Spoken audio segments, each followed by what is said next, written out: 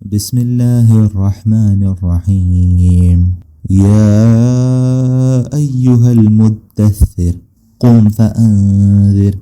وربك فكبر وثيابك فطهر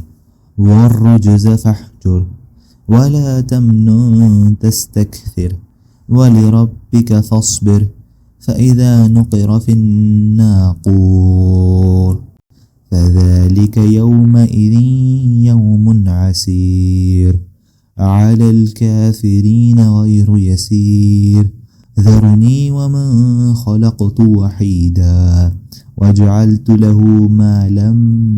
ممدودا وبنين شهودا ومهدت له تمهيدا ثم يطمع أن أزيد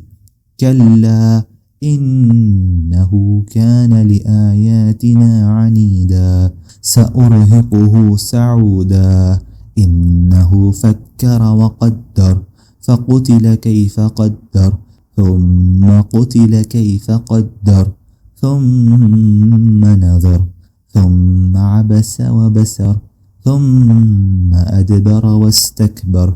فقال إن هذا إلا سحر يؤثر إن هذا إلا قول البشر سأصليه سقر وما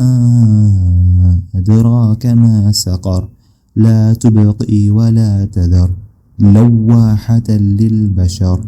عليها 19 وما جعلنا أصحاب النار إلا ملائكة وما جعلنا عدتهم إلا فتنة للذين كفروا ليستيقن الذين أوتوا الكتاب ويزداد الذين آمنوا إيمانا ولا يرتاب الذين أوتوا الكتاب والمؤمنون وليقول الذين في قلوبهم مرض والكافرون ماذا أراد الله بهذا مثلا كذلك يضل الله من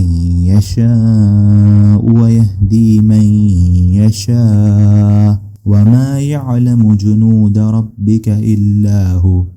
وما هي إلا ذكرى للبشر كلا والقمر والليل إذ أدبر والصبح إذا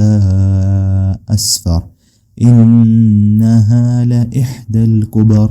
نذيرا للبشر لمن شاء منكم أن يتقدم أو يتأخر كل نفس بما كسبت رهينة إلا